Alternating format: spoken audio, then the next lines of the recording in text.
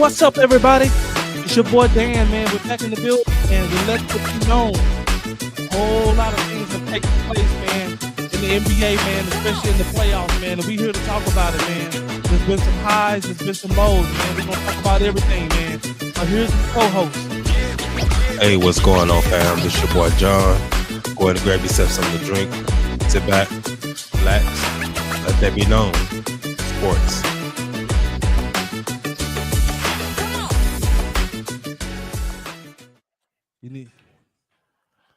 You need a little bit more light, John. Let me see. A bit dark in here. 1 second. Hold on, guys. But guys, we've been watching what's going on in the playoffs, man. We've been looking at every series, man. As I said before, the best series thus far was I would say so far the best series so far was the Denver and Clippers, and it went 7 exactly how we imagined it might go.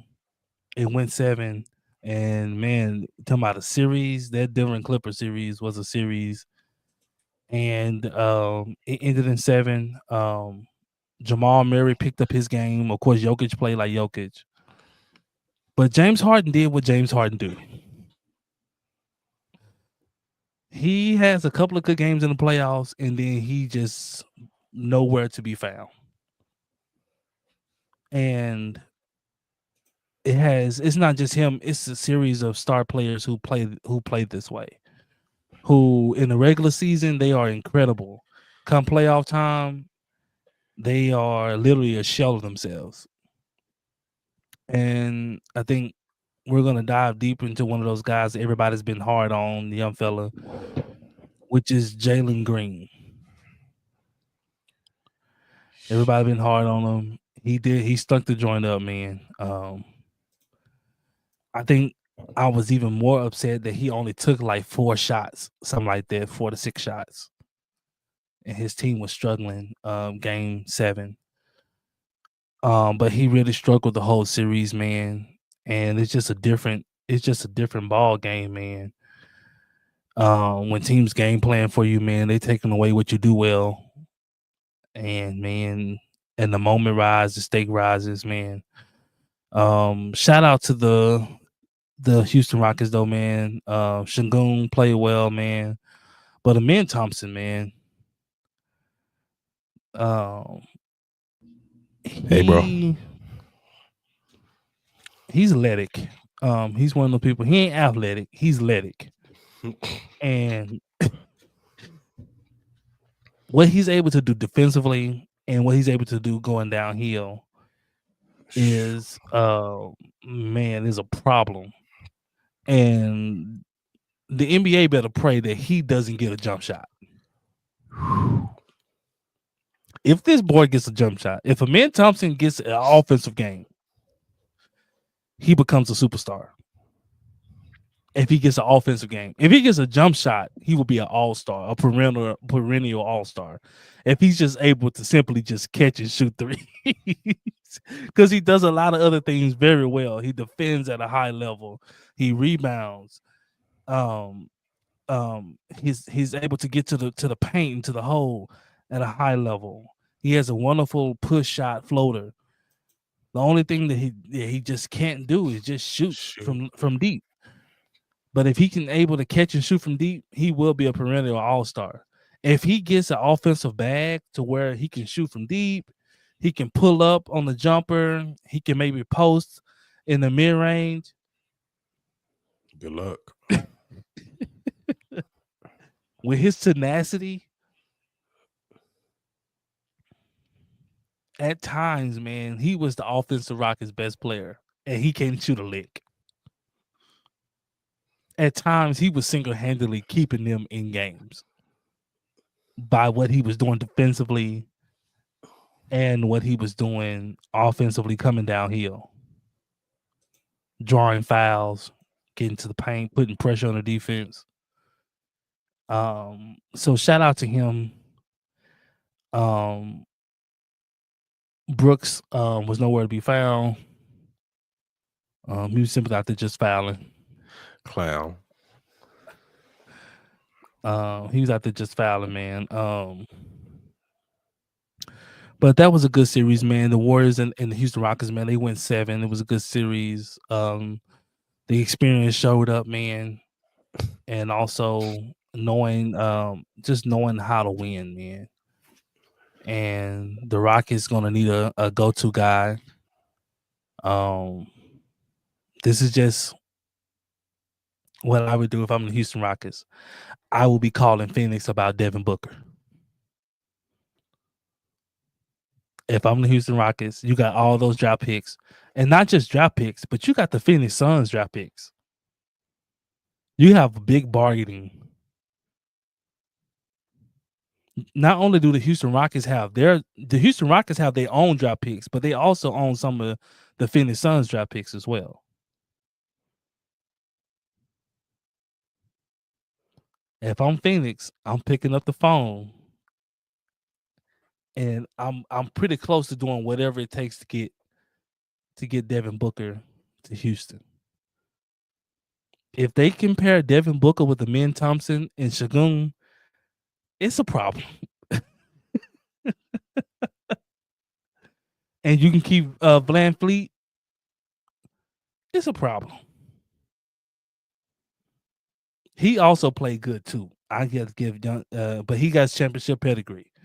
So I expected for him to step up in big moments. Dylan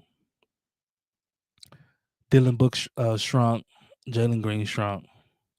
A lot of the other young pieces shrunk as to be expected. A lot of them is their first time in the playoffs, so that intensity is something different. So, man, what's your take on those two series, on the Denver and on the Houston series, man? Just to piggyback off the Houston and Golden State series, man. That was a great series, man. It was a battle of the young versus old, or young versus seasoned. This season the experience showed through. It pulled up. With Houston, man, Jalen Green, he just, I know this is his first playoff series, his first time in the playoffs, but he was nowhere to be found, man. He was doing more talking than hooping. And also with Dylan Brooks, Dylan Brooks does what Dylan Brooks does, and that was just all bark and no bite. He was more focused on trying to hurt Steph Curry than actually just hooping, just playing basketball. And of course, Steph being a vet and a smart vet, used it to his advantage. Start getting him in foul trouble, things of that nature. And when you get caught up in that, he's not, he shoots okay on the offensive side, but that started to be affected because of him just being so locked in on just trying to quote unquote affect Steph. Now VanVleet, he does what he does. He does come from championship pedigree, coming from Toronto. He did all he could to rally them together, try to pull them through. But with them being a young bunch, there's only so much you can do. But that Amen Thompson, I knew he was coming out. He was really highly touted, but to see this, and this is only his second year. So if he gets a jump shot and a decent mid-range package with that athleticism, and then yeah, man, he's gonna be tough, bro. Because in the times where they needed somebody to step up and take over, he was that guy, not Jalen Green. And they're touting Jalen Green to be that guy, but to be honest with you, Jalen Green was really in the way. He was, and you see, they had to sit him down. Well, he's gonna stunt. To me, he's gonna stunt Amin Thompson's growth if Jalen stays because Yeah, one of them is going to have to move. They can't stay together. Now, I hope they make. Well, I don't hope they make the right move. But if they were smart, they not moving him. They not moving Amin Thompson. if they smart, His they will ceiling move is Jalen Green. his ceiling is just so high. But they so high on Jalen Green, man. And so not after this series. But going into the series, everybody was. Now, but yeah, they're going to have to move one of. If not, yeah, it's going to clash. Jalen Green is not that guy. Yeah, he's talented, but he has to take a back seat because of the potential of Amin Thompson. They would need Jalen Green to really become a 3-and-D guy. Oh, that's not him. But him, he has the ball in his hand so much, which takes the ball out of Sengun's hand, and it takes the ball out of Amin Thompson's hand, which is their two best players. And so he will make a great 6-man. To me, for his skill set, he will make it because he just really about just getting buckets. That's his game. That's what his focus is. That typically the best 6-man, they're bucket getters, instant offense. I think he would thrive in that role. Of course, he wouldn't accept that role. I don't think, at least here. I mean, it's just tough because they're just so young, man. They're just so young. Yeah, I think he's only 22, 23. Yeah, like they're so young.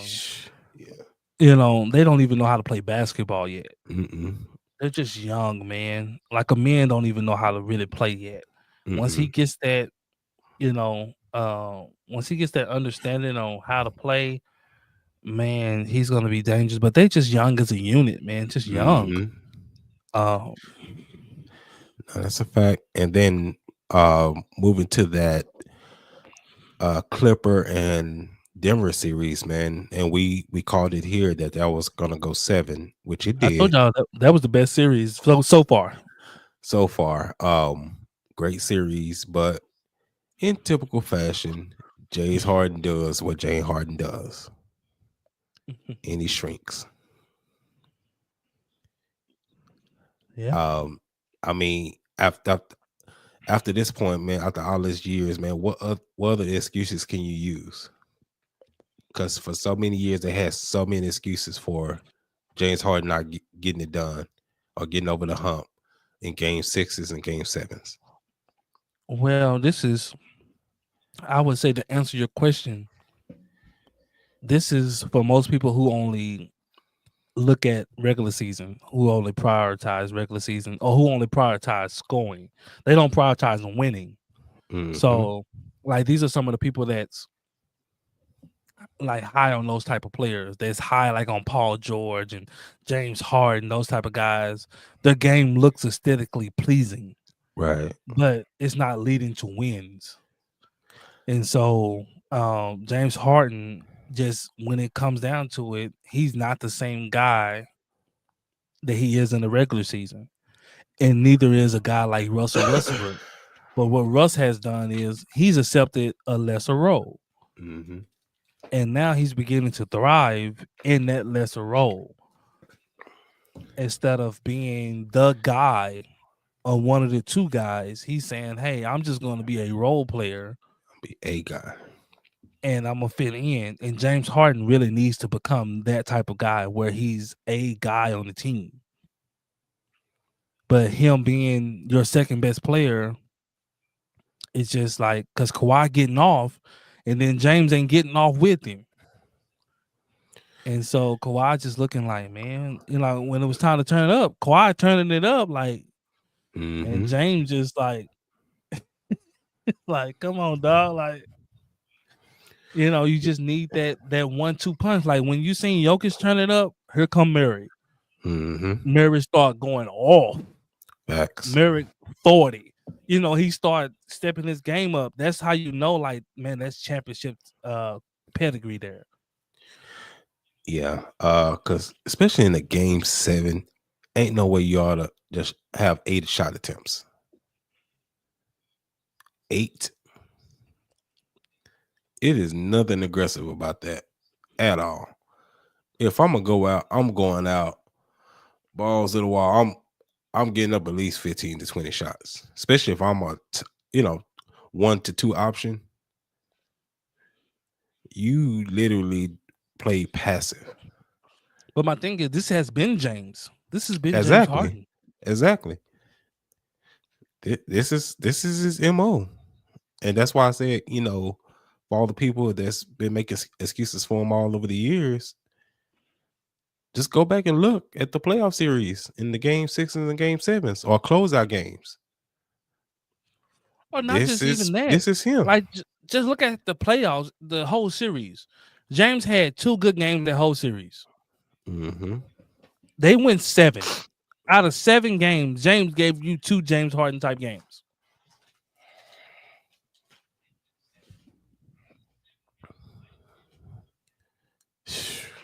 He gave you 2 games where you like, oh, James out here baking stuff.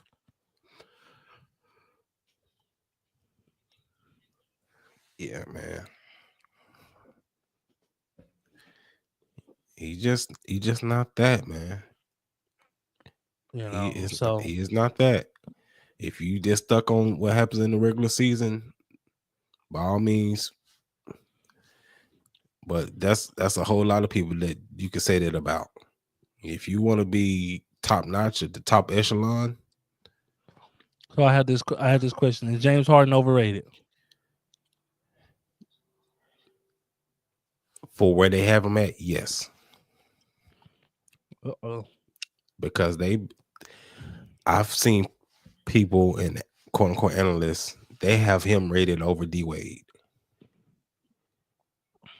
I mean, for his regular season numbers, impeccable. But when it comes to winning, no. Playoffs, championships, no. When it comes to like leading the team, when it gets tough,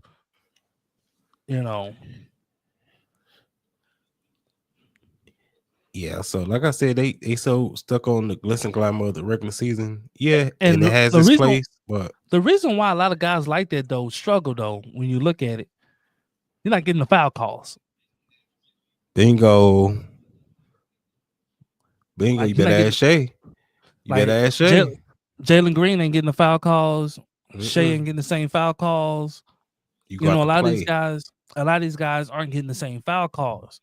So, like, you struggle because now it's like the ref is letting you fight through that little ticky-tack foul stuff that you was getting. And so now it's like, instead of you shooting 10 to 15 free throws a game, you probably shooting 6.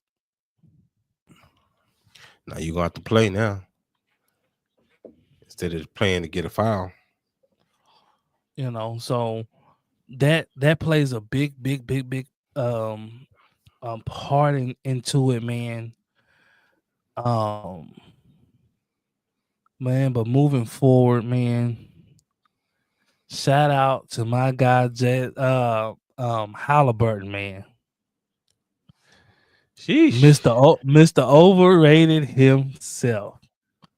He was rated, for those who don't know, man, Halliburton was rated the most overrated guy in the NBA, which I thought was crazy. Because no one has him as the best point guard. No one has him as a top 3 point guard, even top 5. No one has him there. So for him to be rated as overrated is kind of crazy. But ever since he was called that, he has turned up in these playoffs, man. And he's got these Indiana Pacers playing, and he's leading the charge, man. And they came out, and the number 1 seed, the Cleveland Cavaliers, have been stunned.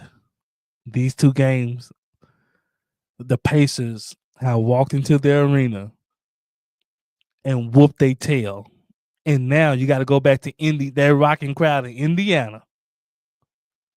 And the Cleveland Cavaliers need those 2 games. They can't split. Because that means if you split Indiana up 3-1, it's over.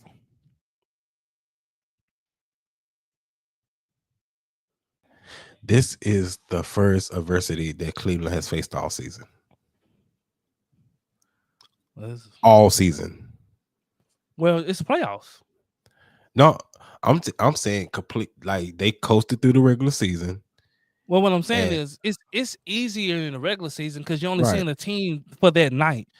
But now Indiana is dissecting you on a night in, night out basis. Right. And so they're picking out your weaknesses and they're targeting those weaknesses every game. They're targeting those weaknesses. And if you can't combat those by targeting their weaknesses, you're going to have a hard time. The playoffs is built on who can impose their will the most and their style of play the most. With how you play, can you impose that? So if you're a running team, can you impose that style of play in the playoffs? Can you make this a track meet? So if you're playing Golden State wants to pick up the pace. Can they impose that will? Indiana wants to run. Can Indiana impose that will on Indiana? As well as Cleveland. I mean, as well as the Celtics. Celtics like to get out and run. They want to shoot a lot of threes. We're going to talk about them as well. Absolutely. But who can impose their will the most, man? Yeah, man. They definitely been hit in the mouth and they don't know what to do. To be up by that many points and to lose the game in the fashion that they did, that's heartbreaking, man. But it's gonna see who they was pretending to be in the regular season. Now is the time where they're gonna show a lot. Cleveland was so dominant in the regular season. Now we're going to see, are you who you were saying you was in the regular season? Or was it all a facade? Was it a fraud? Are y'all frauds? Are y'all just regular season merchants? Now it's going to really tell because you don't know who the best basketball team till you get to the playoffs. That's facts. Regular season is cap. You don't know who the best basketball team.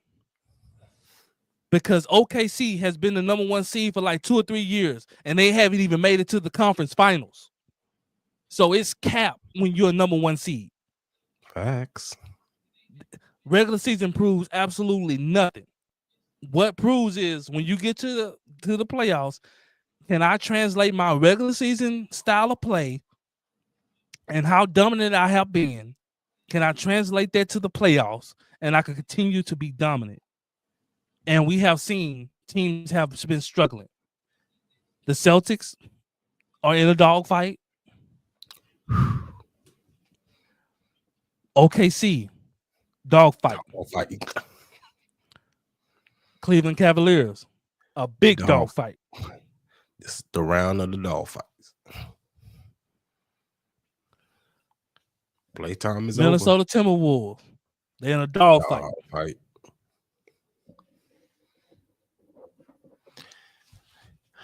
That is a fact, man. Now I do got that clip of Tyrese's game winner tonight, which is so low IQ by Cleveland. We're gonna break it down. We're gonna break it down. Here we go, man. If you're your guys have got to do a much better job of getting open. Misses Halliburton the rebound. 9 seconds. They do have a timeout. Carlisle's going to let him play. Halliburton steps back and hits. Tyrese Halliburton trying to take Cleveland's heart. He took their heart. And it is over. The Indiana Pacers Pacers in a Game 2 stunner. Look at him. He don't know what to think. They thought playoffs were gonna be easy peasy. I mean, guess what? And another thing And too, he had 48 tonight. Teams ain't hurt. Teams are not hurt this year. Bad. Last year the Knicks were all hurt. Everybody was hurt. Last year Tyrese Halliburton was hurt in the playoffs. The Cleveland Cavaliers was up 20-something points and got walked down. Just look, I'm just leaving this up here for a second. This describes Cleveland right now. That describes Cleveland. They don't know. Donovan Mitchell's face, his facial expression. That describes Cleveland right now. You don't know. And he had 48 tonight. They were steamrolling the Pacers. Mm-hmm. When I turned in on the game, I was like, oh, Cleveland came out and really showing them like, hey, we like that. Yeah. And then when I turned back to the game, I was like, oh, it's kind of close. It's a 6-point game. And then next thing you know, I get all these notifications. Tyrese Halliburton on stole game 2. I'm like, oh man. And then the fashion they stealing in. You don't box out. That's the first thing you messed up. You didn't box out. You let him get the rebound. Then the second area where you messed up is on Ty Jerome, you don't make him drive. You sitting there dancing with him. You're dancing with him. He's trying to get loose to shoot a 3. Instead of forcing him inside. You press him and make him drive around you. Mm-hmm. You got size on it. You got size in the middle. It don't matter. Like, if he gonna hit a shot, I'd rather for him to hit a 2. We'll go to overtime. Mm-hmm. I don't want him shooting a 3. You sitting there dancing with him. Instead of I'm pressing. gonna get up in his body and make him have to go around me. And I'm gonna be chasing him all the way. Mm-hmm.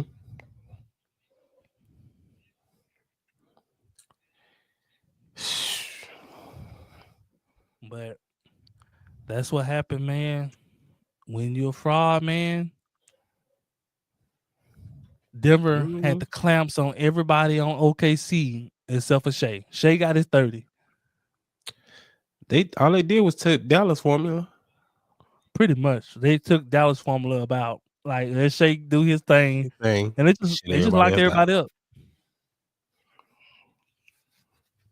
Now I have a question.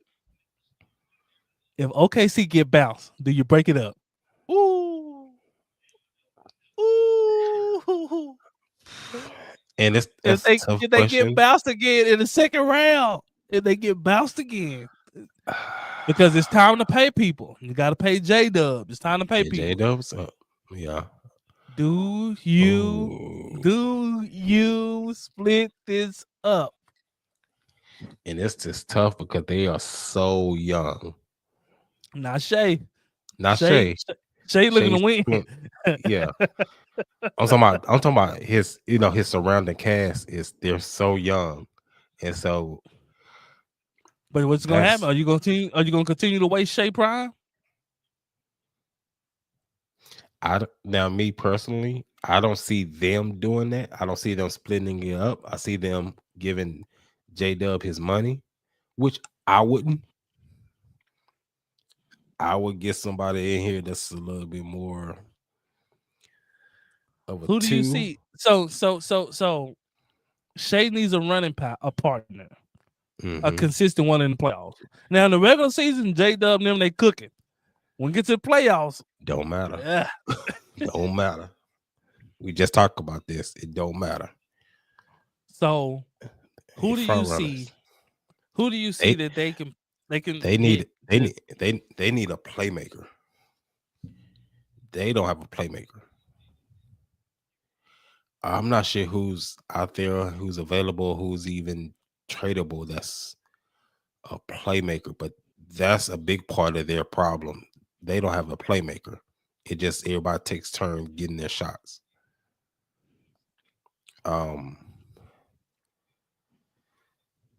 Yeah. Who's out there that's like that? That's a tradable or playmaker. But after this season, anybody can be traded. Let us tell it. Anybody can be on the block. But that's their really their downfall is Shea gets his, but is no playmaker for the rest of the group. Because Shea is not that.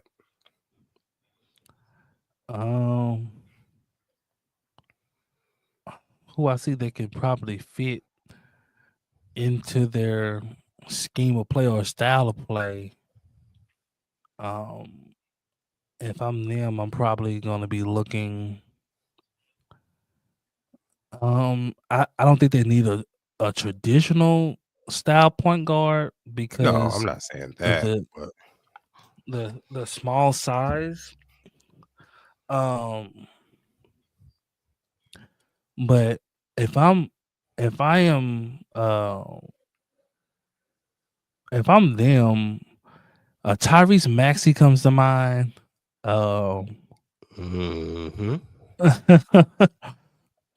Someone of that style. They need a guy who, outside of Shea, can go get buckets. Yeah, consistently. They don't have no one outside of Shea who can consistently go get buckets. So someone like a Tyrese Maxey, on that style. I'm trying to think of some guys who's available. I'm trying to think of guys who are available for up for grabs. So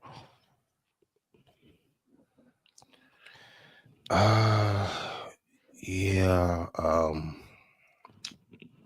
A De'Aaron Fox would have been good. De'Aaron Fox would have been good in that situation. I think even like a Fred VanVleet in that situation would have been good for them. But then he poses the way that they like to play. They like to switch everything defensively. Can't do that with Fred.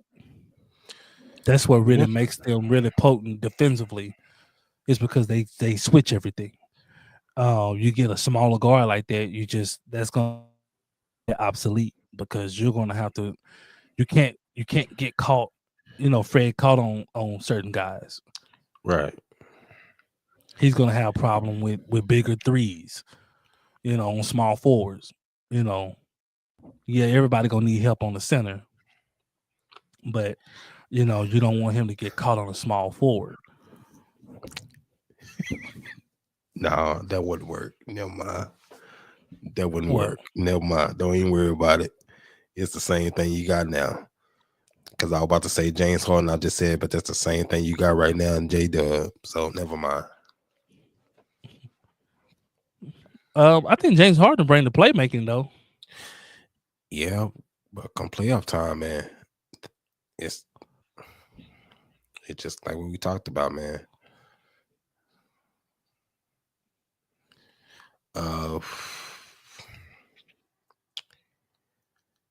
Who is out there that's for us a playmaker for them? I don't know, man. They're gonna have to definitely test the market. Yeah. They're gonna have to definitely go out there and test the market, man, and see what they can get. What's available. Mm-hmm. I think they're gonna end up extending J-Dub. They're not gonna let them. I can see it. I don't see them trading, and then I think they're gonna just ride it out until Shea requests a trade down the line in a few more years. When he getting older, man. He getting old. I think he's 27. He's like 27 now. You're ready to be 28 in a minute. 28. So yeah, you like them other guys, they 30. Them other guys got 4-5 years to mess around. He ain't got that. Yeah, so yeah, he's 26 now. So yet another 2 to 3 years, he gonna start looking around like, hey, what's up? Yeah, did he get somebody else around me or shop me around? So one of the two, but this ain't working. This is not working. I think let's go into the clip. Let's talk about the Indiana series, the one that's shaking up the world right now, where nobody's seen this coming. Oh no, we showed that. Let's show the Denver clip. I want to show everybody of the OKC series so far. The OKC and how they got stole game 1. All right, here we go.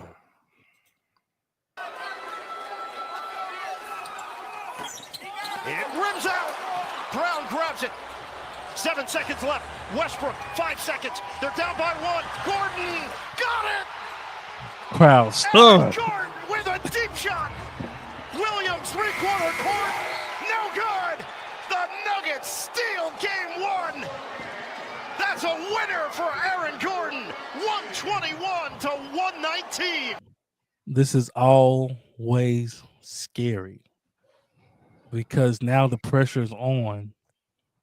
If OKC drop this next game, this series over.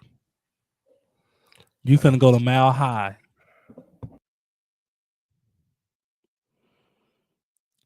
And all Denver has to do is win 1 in Denver. OKC, if they want this series, they cannot drop game 2. They cannot drop game 2.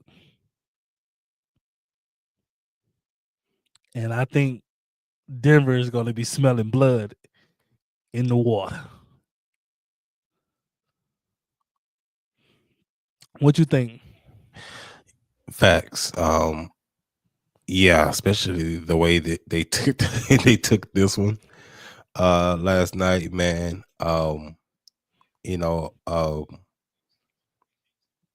They play OKC, man, they play about as well as they're gonna play according to their style. Yeah, Denver didn't play that well. And Denver didn't play that well. You had Joker on the bench over there, man, trying to get these guys fired up, motivating them. And he especially him, he didn't play all that well. Yes, his numbers was okay, but according to what his standards, they didn't play well. And for them to steal one like this in OKC, that was big, man. Yeah, man, and especially with them being a young team, man. Young teams typically don't recover from games like this. Well, typically. it ain't about the recovery. It's about how much better Denver can be. Mm-hmm. Denver stole a game not playing well. Denver just kind of hung around. They just kind of stayed close in the game. And then when a moment arrived where they could capitalize, they capitalized on it. That's kind of what happened. Now, what happens when Denver come out and they're on their P's and Q's, when Jamal Murray's clicking and Jokic is clicking and all these guys are playing well, what happens now? When Jokic is imposing his will. What happens?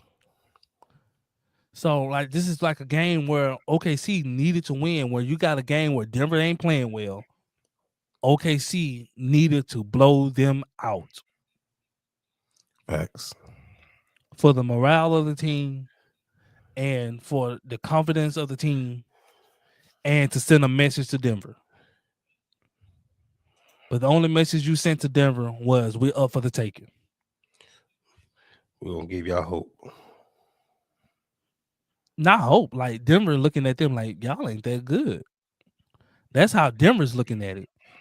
Because Denver's like, man, we didn't even play well. Like, y'all ain't that good. Like y'all really, if y'all was that good, y'all should have blew us out. We should have lost at least about 10 or 15.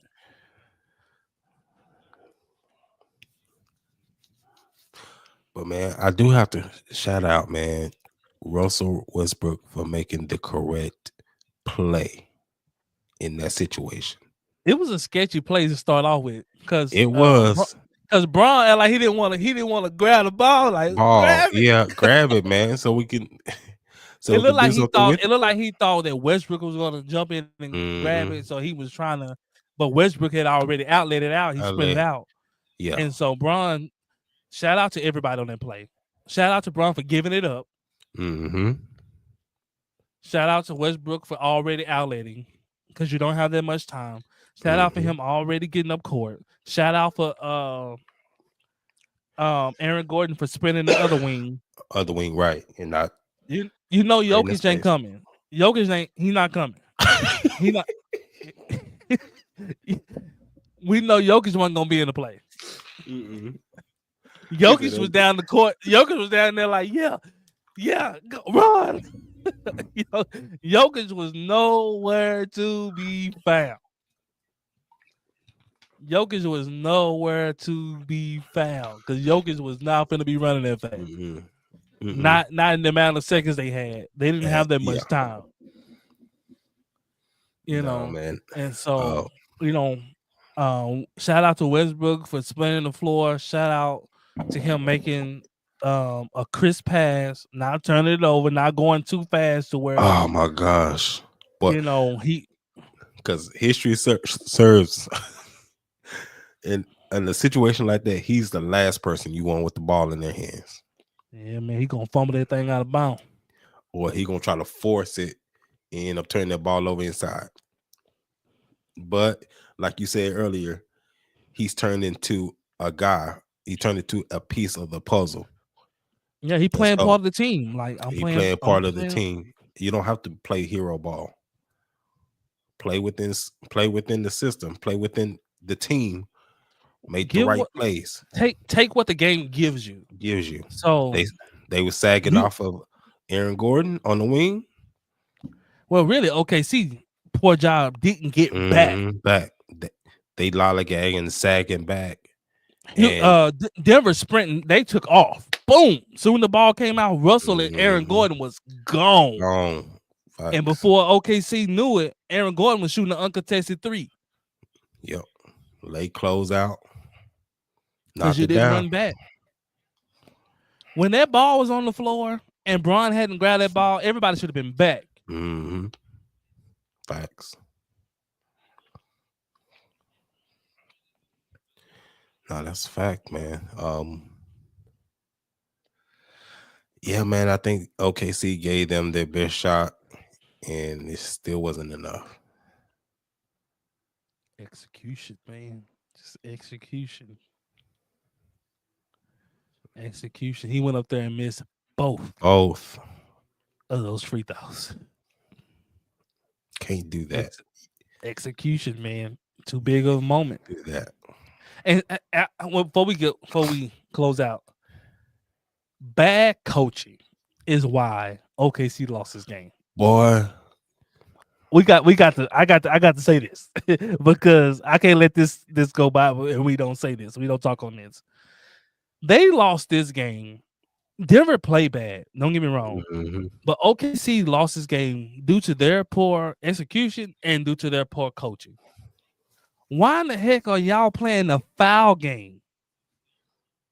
Make Denver score. They fouling Denver, giving them free shots at the free throw line and stopping the clock. And you're stopping the clock. And Denver's been having a hard time scoring all night.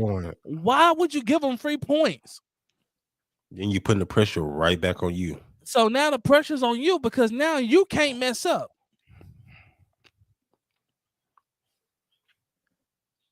Because you essentially promising them points every time they come down the floor. If y'all gonna play scared like that, you definitely going home. The coach got scared. He played scared. He thought this would be the only way to take Jokic out the game. He got scared. and he frogged up.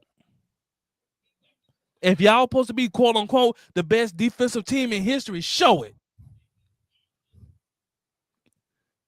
Y'all looking like frauds. Y'all looking like bigger frauds than Cleveland. Ain't no way y'all should have been fouling. Let him cook now. Let him cook. How y'all talking about y'all doing breaking records and stuff? Oh, they breaking records. How y'all breaking records? And y'all playing a foul game in a playoff game. That you're up.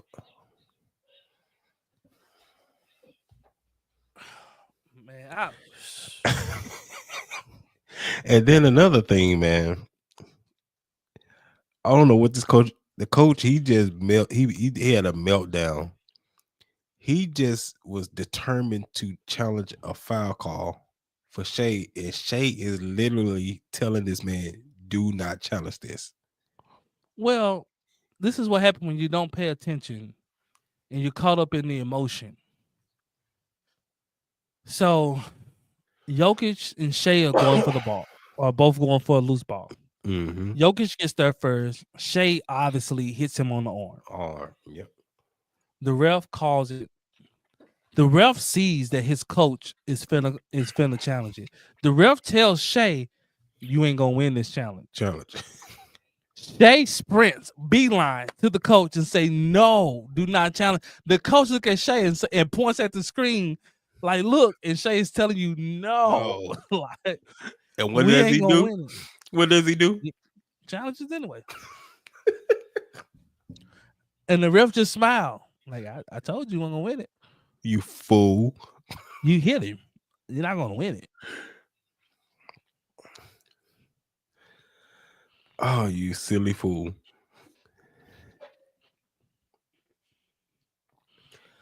But that's top tier coaching, right? At least, you know, from what I'm told. Man, it was an ultimate meltdown between players and between, because it showed no confidence in your team. Facts. When they played the foul game, it showed no confidence in your team. We're up this much, and you mean to tell me we got a foul? Like, I just did not understand the coaching strategy. I don't think the coaching strategy understood what they were doing. And I don't know how his assistant coaches was going with him on this strategy. Someone should have said, "Hey, coach, we need to play straight up." That's a fact.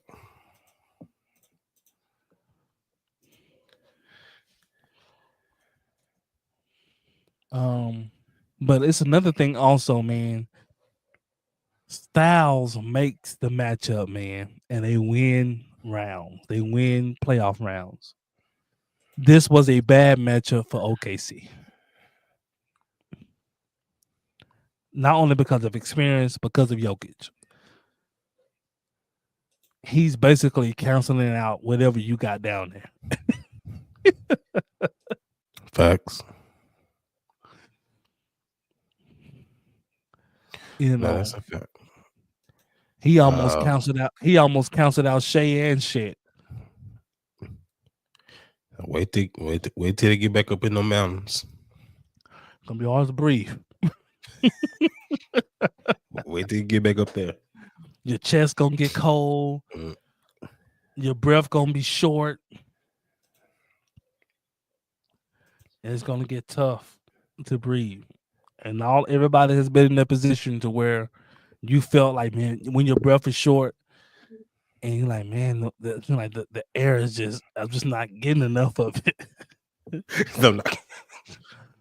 That's how I feel. Nah, I do. It's very short, man. Especially, you know, starting out, and anybody that played ball, you know, those first few minutes, man. It's boy. is rough. Man, And it's let tough. alone you up in Mile High, is even that much more intense. It's tough. And so, also, man, Jamal Murray, he's due for another one of them games, man. I'm not worried about Jamal. I'm not worried about Jamal Murray because he has proven time and time again. No, but what I'm saying is, I'm saying like the others, like others are the problem that you worry about when you play Denver. Like Jamal and Jokic are going to be who they are.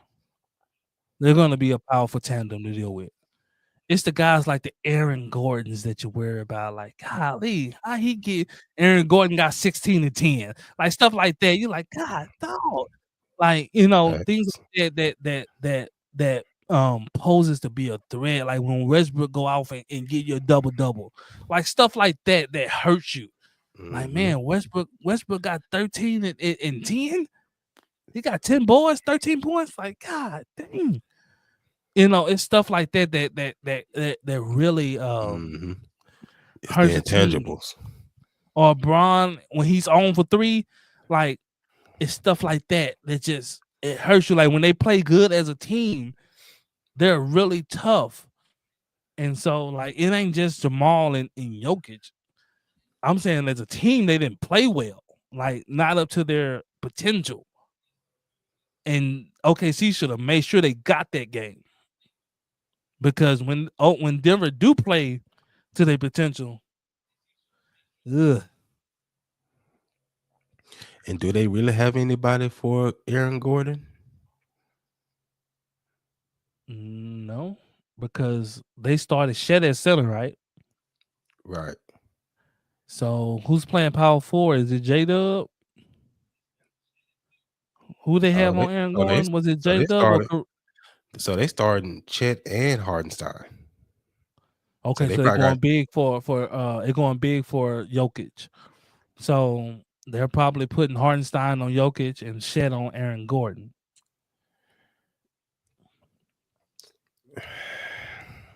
Good luck.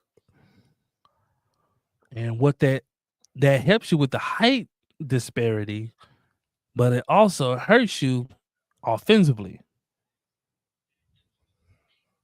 Facts. Because what happens is you essentially got a guy that Jokic ain't got a guard.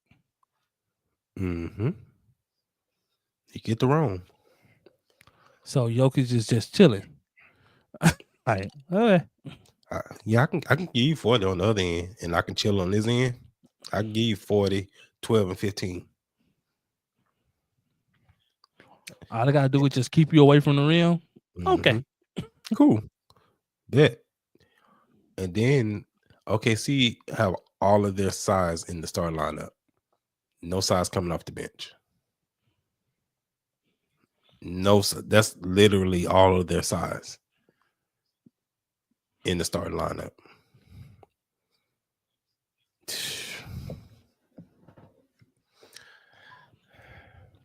Looks like another second round exit to me. If Curry can come back, if Curry comes back, I see as an updated, I see Golden State and Denver in the Western Conference Finals. And I see Denver beating them. I can concur to that. As an updated, we're gonna show you our brackets as an updated thing. I because OKC can't. They just don't have nothing for Jokic. They don't have nobody to even think about giving him problems. Yeah.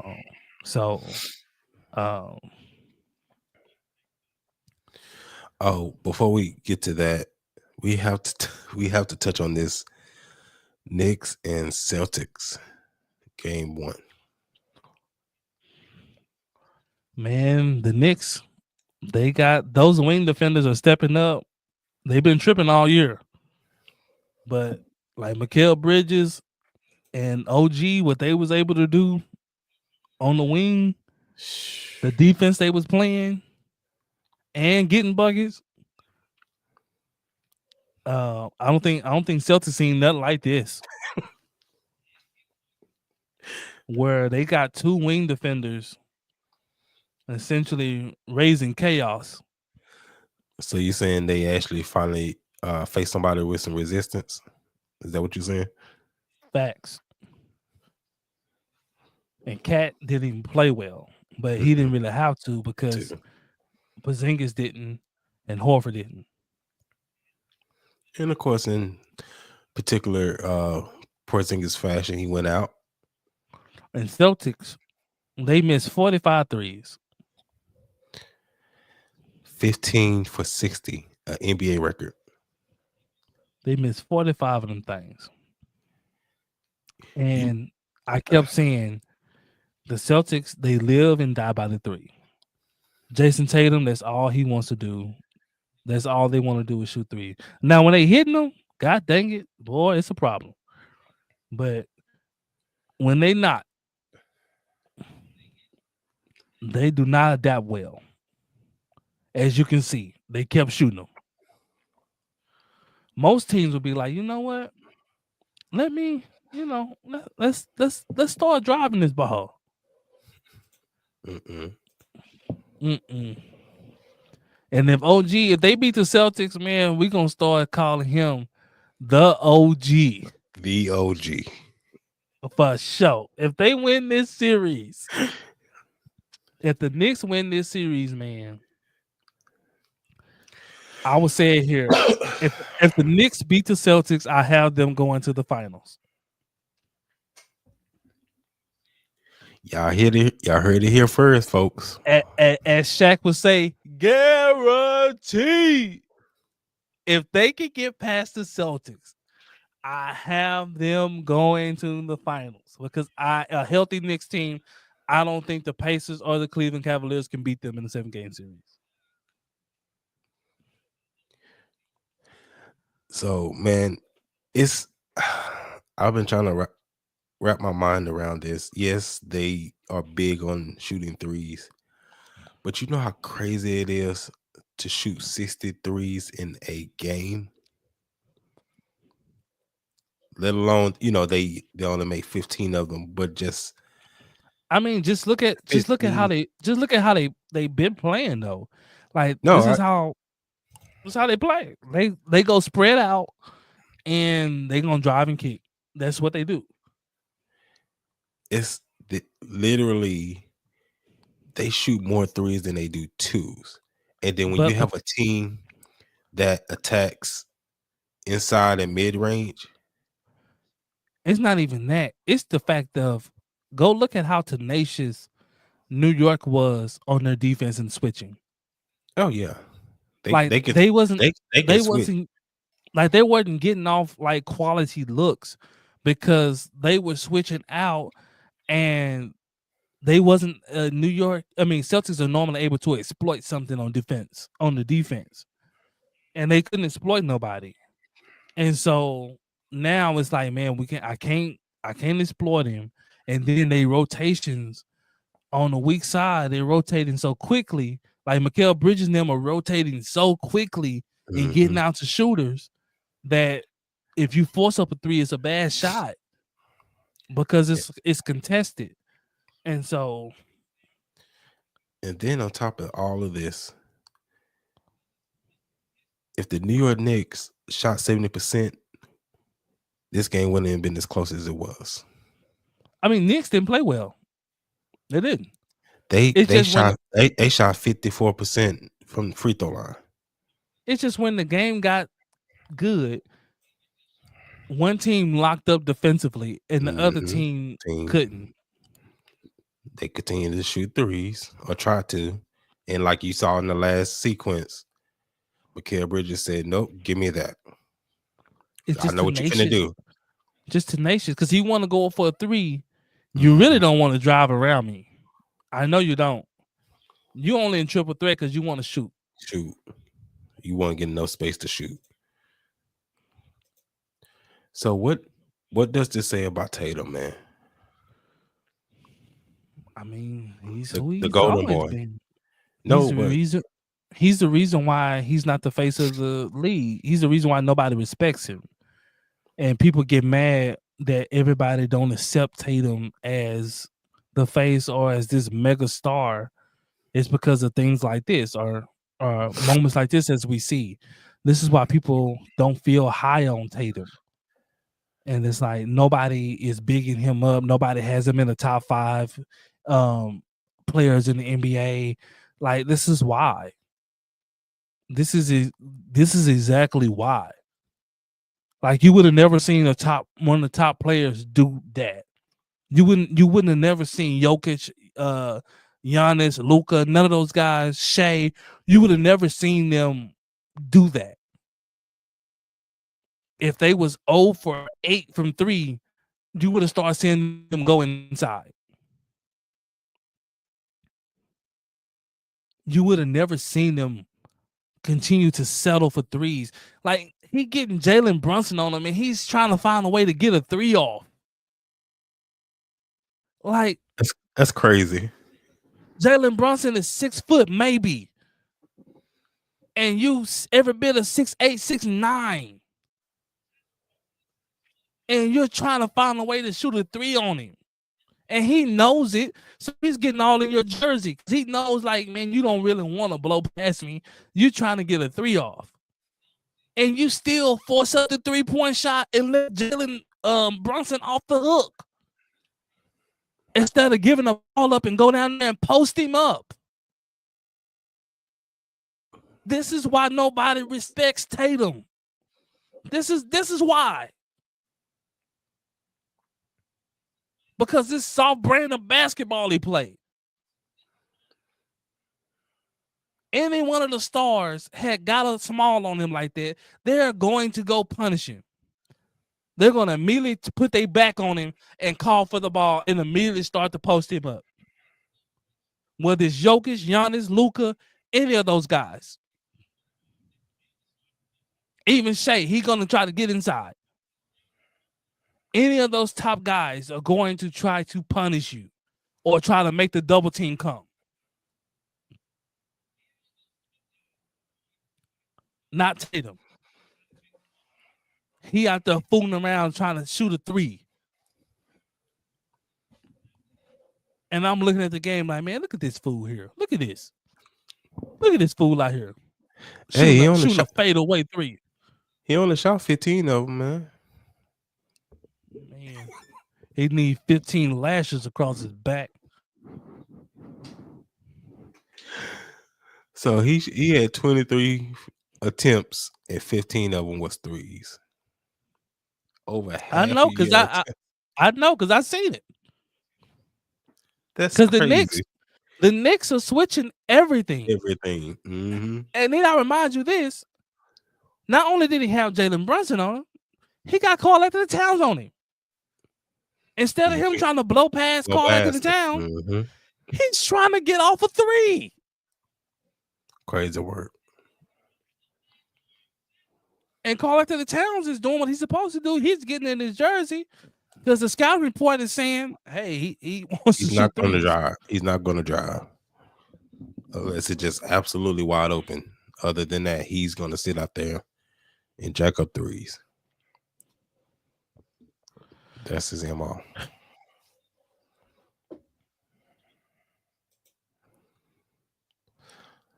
And so here's the updated bracket so far for the teams that have advanced. And so it's checking out so far in the game ones, man. Dan has the Nuggets advancing, and then if depending on Steph's hamstring, he has the Warriors advancing to the Western Conference Finals. Then on the East, do you think the Cavs are gonna bounce back, or do you have the Pacers taking it? Go Pacers, man. Oh, I'm breaking my bracket. I'm going for the underdog.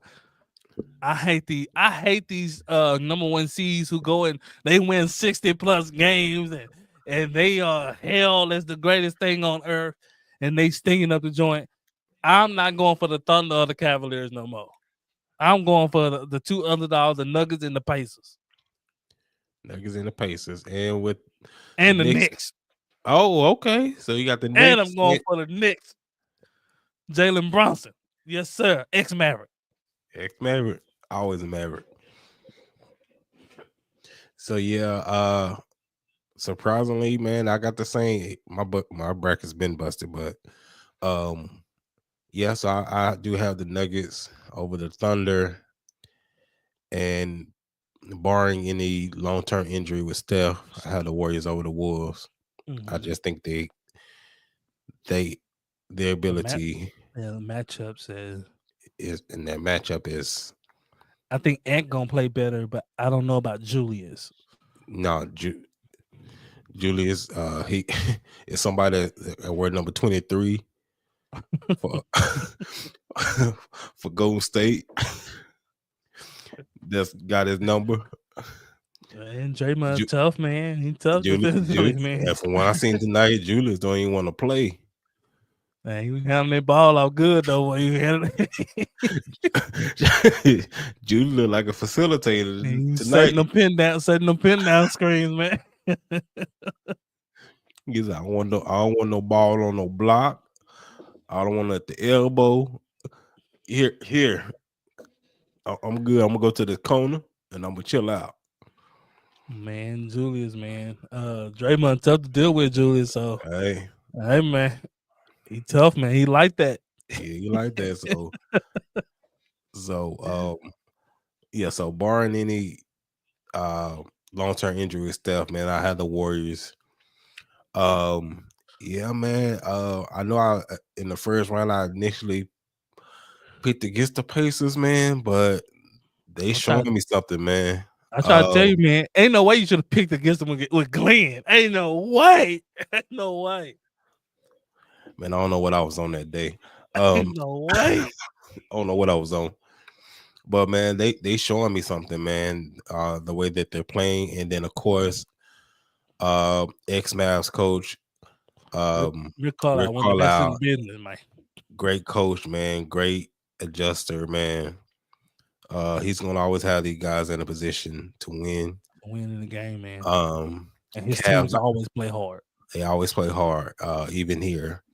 And like I said earlier, man, the Cavs haven't had really faced any opposition all year, and this their first dose of it, and they're not handling it all that well.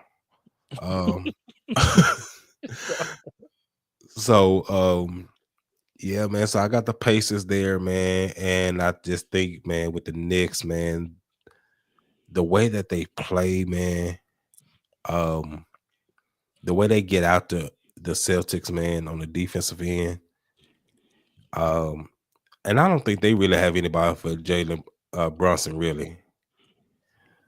I mean, yeah, you got Jrue Holiday, man, but the way the thing that's making it difficult, you guys are hitting shots. They hitting shots. So OG now, they hitting shots. So it's tough to. They got Josh Hart. He ain't getting buckets. It's tough to collapse on Jalen like you would do any other star. Is because the Knicks are making you pay. Mikal Bridges and them are making you pay. Mm-hmm. And so, like, yeah, they try collapsing on him, and then he kick it out, splash. And it's like, okay, we're gonna probably have to play him straight up. And then on top of all that, Cat hadn't played well in the first game, so that's another 20-10. So, yeah, man, I think these live by the three, die by the three is coming back to bite them. It's gonna come back to bite them this year because I don't see the Celtics changing that. They're going to continue to jack up these threes. Yeah, so they may have a game here and there where they can't miss, but overall, I think it's going to be a long series. It's going to be a long series. But I think the next style is going to win out. Especially, like I said, especially the way that they defend and get after the Celtics, man. The Knicks they play like the old school Knicks, rugged, Yeah, rough, get up in you. get up in you. You know, that's how they play. If you ever, I don't know if you're too young out there to remember. If you ever remember the old school Knicks, man, the 80s and 90s, that's their style of play, man. They was rough, rugged. When you went to go play them, you knew you was in for a dog fight. Facts. And so that's how they play, man. That's why the Knicks in the Pistons series was so physical, because you got two physical brands of basketball. That's their identity. And then you see in the series against the Celtics, in the series against the Magic, when they got physical with Tatum, and they was crying and they shied away from it. Oh, they gonna let us keep fouling like this, man. I'm gonna have to steal off on somebody. I ain't finna steal off on nobody. Like, you sit out there and jack up these threes. That's what you're gonna do. Like, man, they playing playoff basketball, man. The game is being played how the ref is calling it, you know. So if the ref is letting you play like that, then go get physical. Facts. And they ain't finna do that. They finna do what they did, jack up another 60 threes, and hope for the best. That's always been my thing. Like, ref, okay, we playing like that? Cool. We playing like that? Yeah. Let me go get physical then. You know, I'm fine as long as I'm able to play the same way. I only have a problem when you're allowing a guy to be physical with me and I'm not able to be physical back. And then what's going to hurt the Celtics as well, because of their lack of drive, you're not going to get foul calls. What's the call foul on? Man, they're gonna have to put the ball on deck, man. They have to go to the rim. They average 50 to 60 threes a game. This is their season average. That's their average. This is what they do. It look like a clown show out there. Them out there trying to get them threes off. So this is who they are. They was out there trying to get them threes off, man. I mean, I need to try to figure out how to make a compilation of them out there, how they was out there trying to shoot them three and put that and have Tatum out there trying to chunk threes, and you know he got this side three and he out there trying to fade on Brunson. I'm like, dude, Tatum 6'10", and you out here with a 6-foot guard, and you trying to do sidestep threes. You could have easily took him in the post and just shot over him, or forced a double team. But because of the way they play, like I said, they not gonna get the foul calls. What's the call foul on? Man, this thing is shaking up, guys. My bracket was still almost pretty much intact, but I broke my own bracket, man. I broke my own bracket. This is exactly how I called it. My bracket so far, this is exactly what I seen what was going to happen. But now that I watched it, and we'll see what happens in the next couple of games. But so far, what I've seen out of these teams, I'm like, oof. Yeah.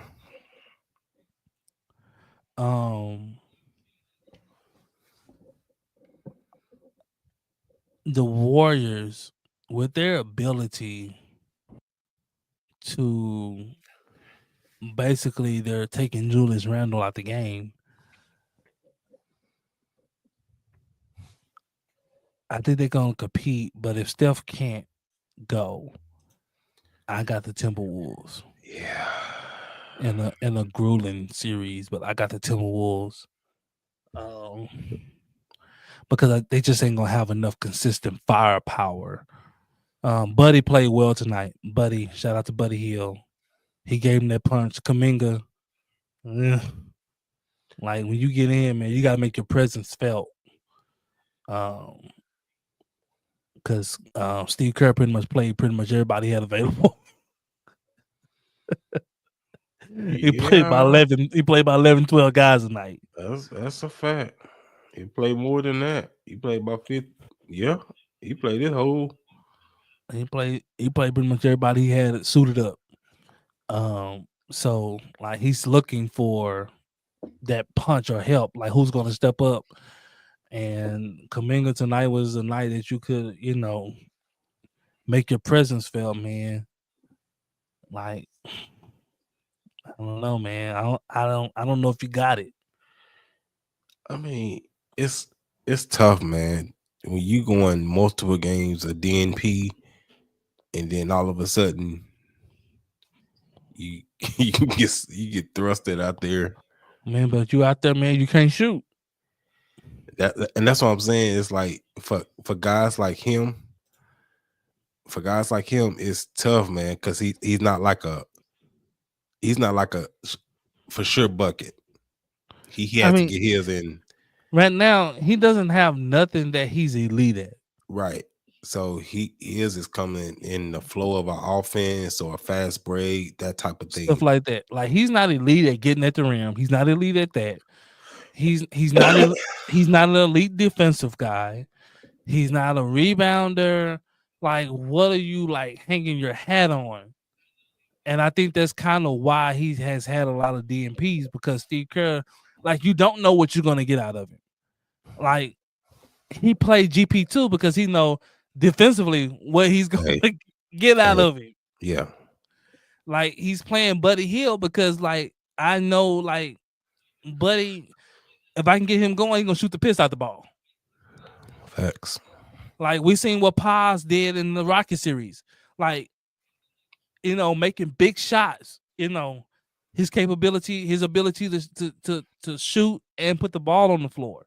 Like, what can you do that I can justify putting you out there? Like, can you lock up defensively? Can you rebound? Can you score? Can you get to the rim? Can you shoot? What can you do at an elite level to justify me continually to play you? Especially with this size, you should be able to rebound better than that, than what you rebound. You was 6'8", 6'9". You should at least get 5 to 6 rebounds a game. At least 1 to 2 rebounds is not going to get it. And so you getting a couple of rebounds a game, you giving up points, you're getting in foul trouble, you can't spread the floor, can't shoot, you can't really get to the rim and drive around nobody. Only thing you do well is when you get out in transition, you can attack the rim. That's it. So everybody mad at Steve Kerr for not playing them. I'm asking people out there, what does Kuminga do to justify Steve Kerr to play him? What does he do at a high level? I can understand if Kuminga was out there and he do this and that very, very well, then yeah, you have an argument. He don't even shoot free throws good.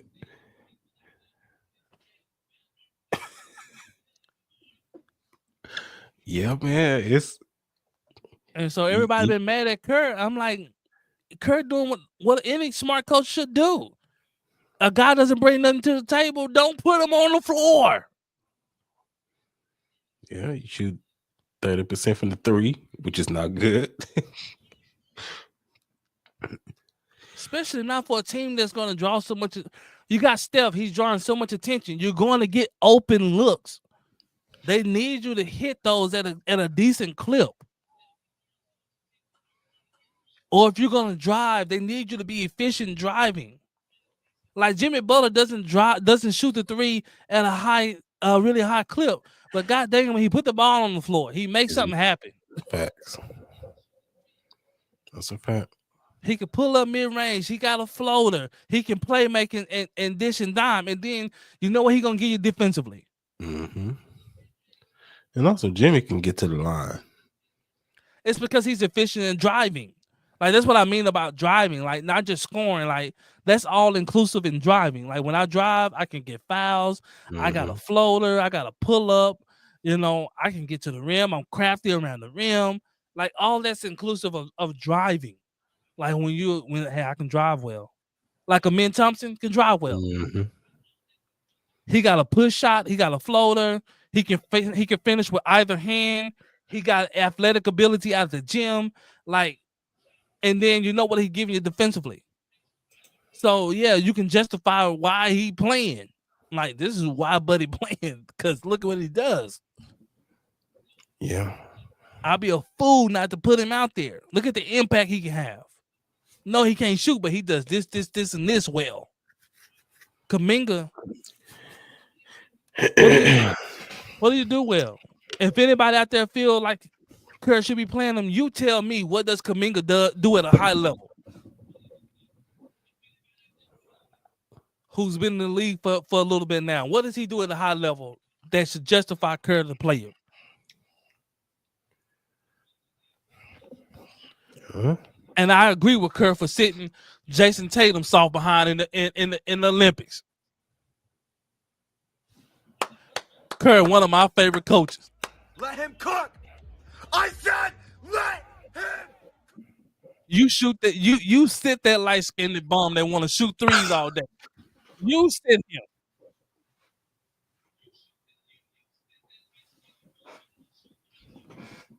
He freaking 16. Shoot on all these short French. Get in there, man.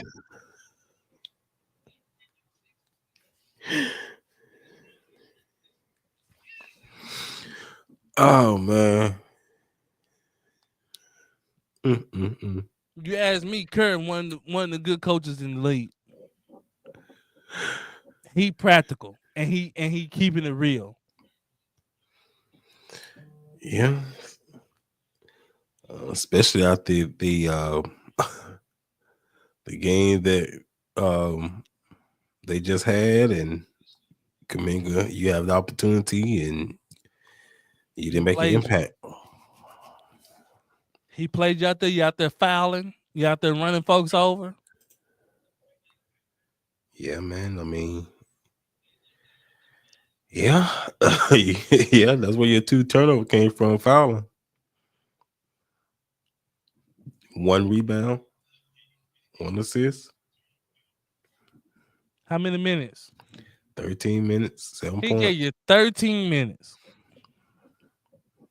He gave you over a whole quarter to show something.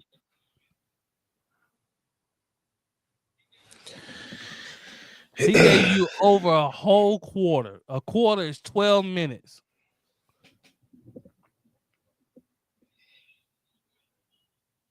So just imagine him playing the whole second quarter. And this is all he gave you. Now let me ask you, because he's only 22.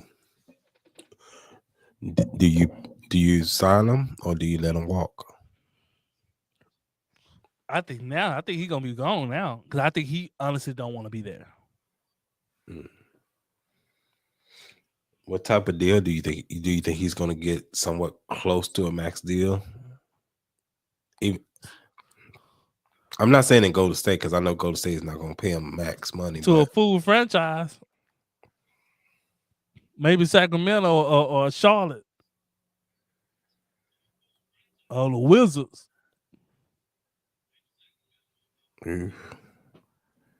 Any franchise in any sense ain't gonna sign him. Because what are you signing? What you giving a max to?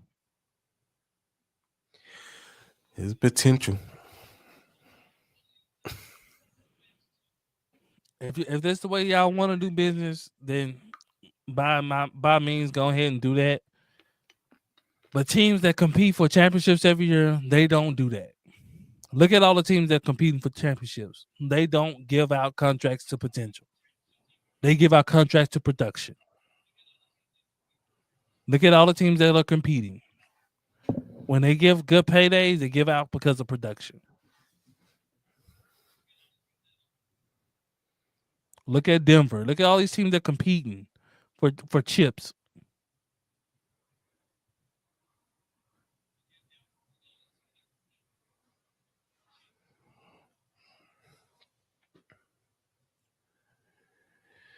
Yeah, man.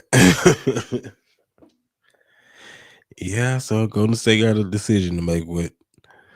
Oh, Golden State ain't got no decision to make. Golden State done already told them how they felt. They already told them because when he asked for it, Golden State was like, "Come on over here and sit down." You want to ask stupid questions? Come on, sit down. That's how you punish people for asking you stupid stuff. when he asked Steve Kerr for that max deal, Steve Kerr was so appalled. Steve Kerr benched him immediately. Come on over here. Steve Kerr was driving home like, I can't believe he asked me for a max. This fool asked me for a max. Steve Kerr was bewildered. Steve Kerr was thrown. He got to the practice facility like, he asked me for a max. He out there watching the guy scrimmage in practice. He looking at the guy scrimmage and he like, him. He asked me for a max.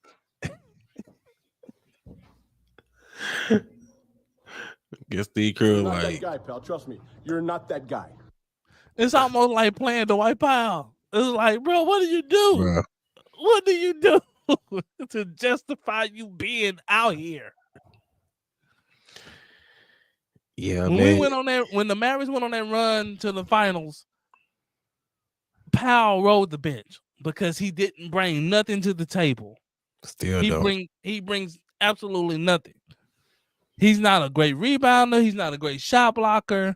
He's not a great finisher. He can't shoot. He's not a great defender. He brings nothing to the table.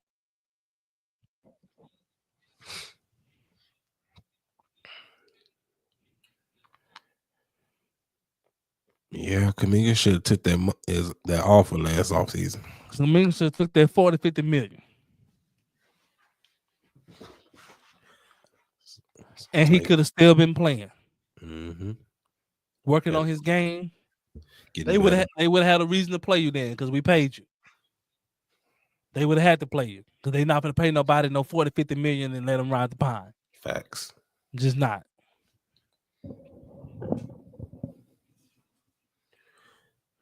But he screwed up when he went in there talking about, I want a max. And they like, max? Like, bruh, for what? For 12 points a game? A max? Like, what do you do? A max guy would be like, man, yeah, this our guy gonna take over. When Steph leave, he taking over. Yeah, if you was that, then yeah, we'd throw you a max. But a max for what? Yes, because he said he averaged 15 points. That's a max deal.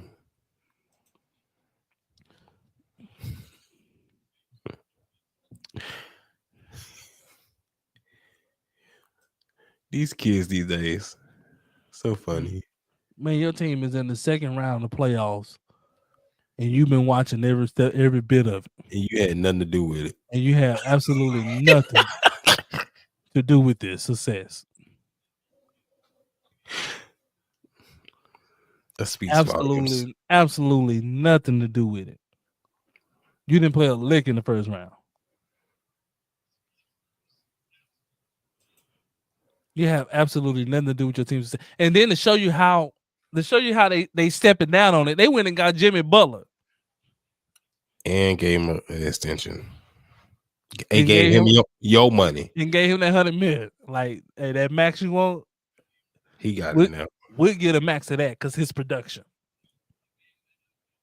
Because what Jimmy can do. Jimmy won them some of those games.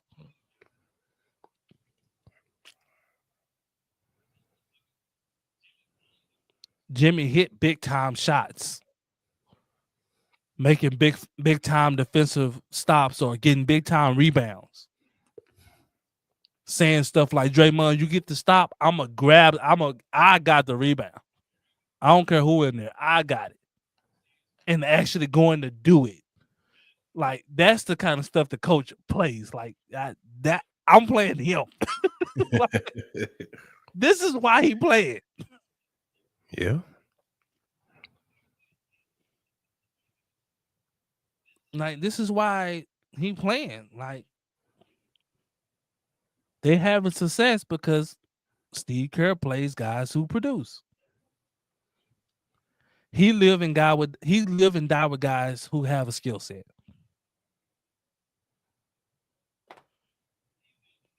So if Paz and them don't play well, and then we die. But I ain't putting in Kuminga. Because I don't know what he gonna do. He don't know what he gonna. Kuminga don't even know what he gonna do. When he get the ball, he don't know like what he gonna do, cause he don't got no offensive identity. Like he can't shoot. He's a subpar driver, so he like I don't even know. That's why you see stuff he was doing tonight, like running people over, stuff like that, cause he just ain't got no offensive identity. And then he's not a defensive guy like that, so he ain't gonna. Now I wish, and now if the Thunder was able to trade Kuminga instead of Wiggins, if the Warriors able to trade Kuminga instead of Wiggins, ooh-wee. Now that's a different ball game now. And now you got Wiggins coming off the bench. Ooh-wee. That's some pressure there.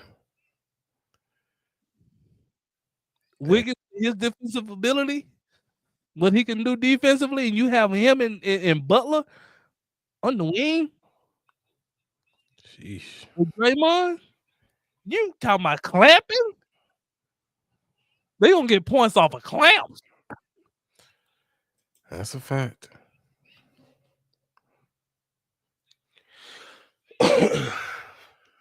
And Wiggins' ability to shoot the three, to pull up mid range.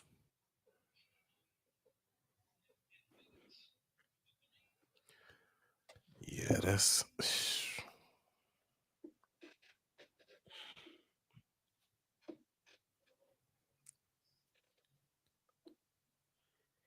Yeah, man, that's. You know what would hurt? Daniel Gafford coming up in franchise. Daniel went to the Warriors.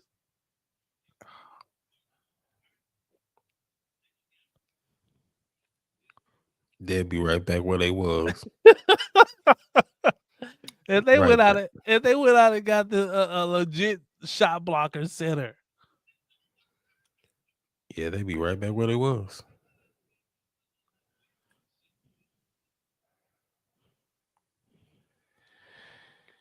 Yep. If they get somebody like that, and then you got Draymond at the 4 doing what he do, and Jimmy Butler 3.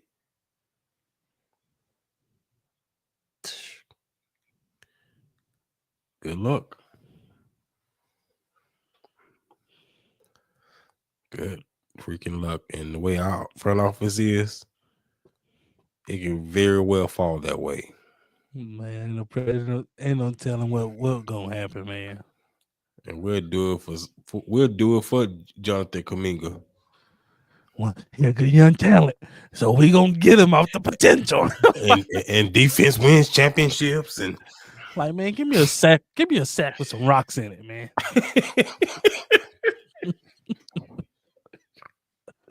But you got give me the sack with the hole in it. That seemed to work for David. Let me see.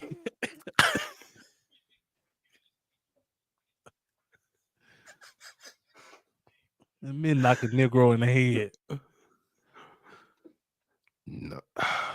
Yeah, with our front office, man. I think Nico been on the fentanyl, man. He on something. He on that Fetty Wap or that Booker Sugar. He on something. I think Nico. You seen his facial expressions post trade? Like it look like he on something. Nico looking like. You know how that lip? He do that Bobby Brown lip. I think Nico on that. I think he on that fentanyl. I think he's taking small doses of the fentanyl.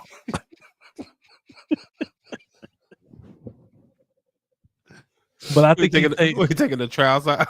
I think he's taking it by IV. I think he's taking it. It's either that or that propofol like Michael Jackson. He taking something.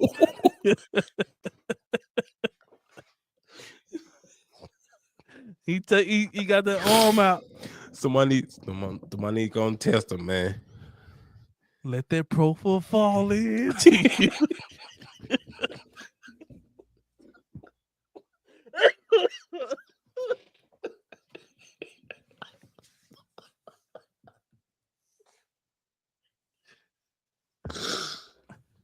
I'll say that to say, man, we do at the franchise.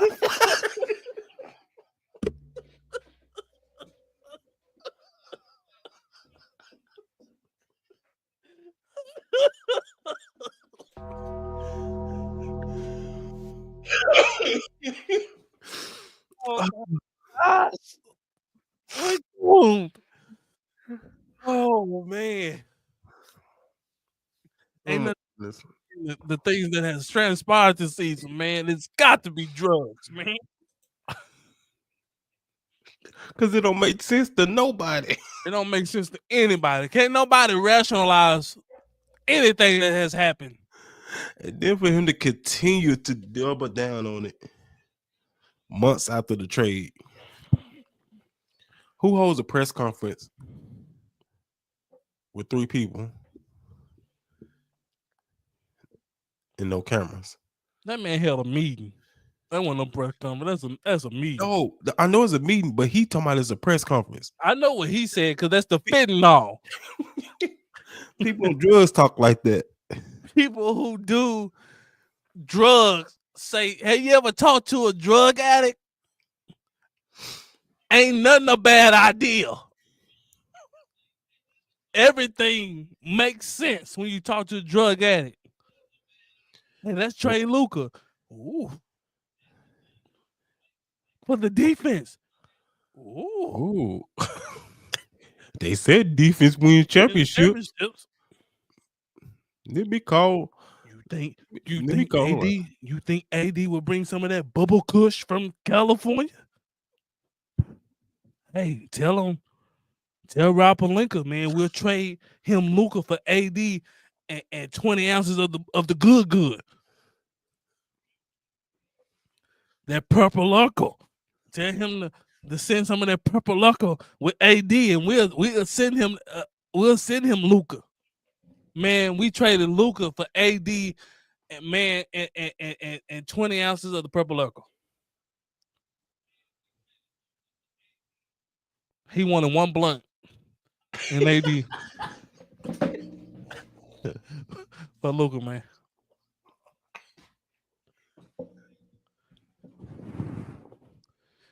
He's taking 1 puff of that blunt a day.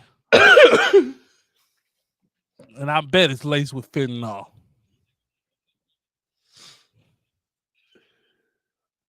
It's got to be. Because don't nobody understand what's going on. We'll never understand that. We'll never understand that. And our new owners is the one that gave him his first hit. Now he hooked. They brought that stuff from Vegas. Like, man, you need to try this.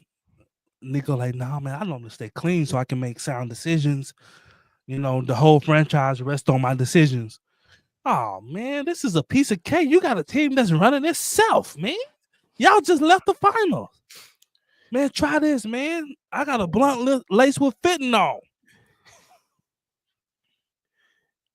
He don't even tell him. He just let him hit it. Smell it. Ooh. Man, this is straight out the deserts of Vegas. This is what Lamar Odom was on. Lamar Odom hit this man and lost his whole career. And now Nico running down the same path. Only thing he missing is a Kardashian. Hey, it's coming at this point. At this point, yeah. I'm telling you, look at his lip. He's starting to get that Bobby Brown bottom lip. Because you know Bobby Brown lips go this way. Boy.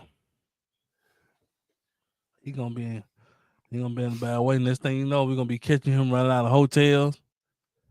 Coming off Harry Hahn.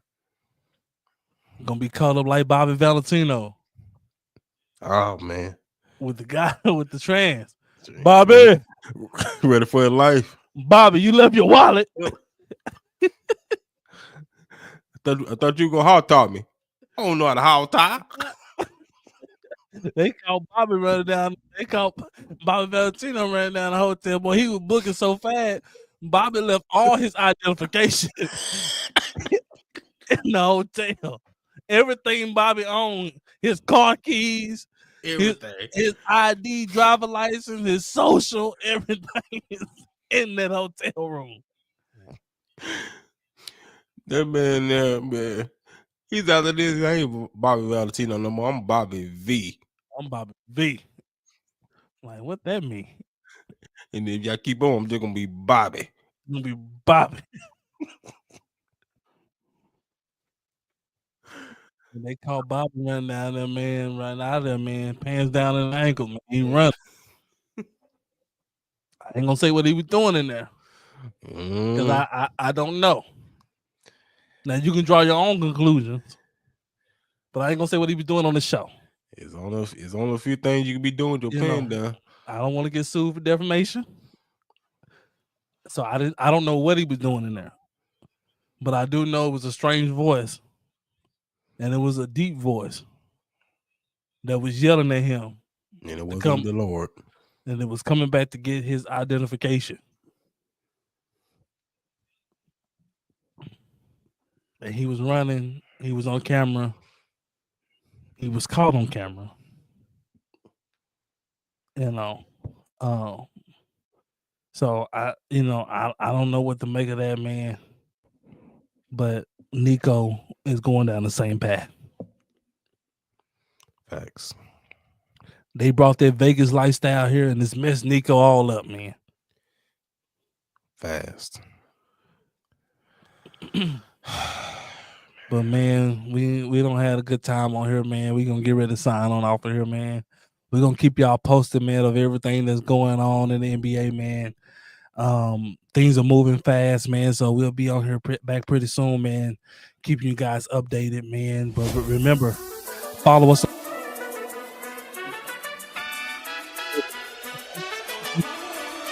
And like, share, subscribe button, man. But until next time, peace out, man. Stay off the fentanyl.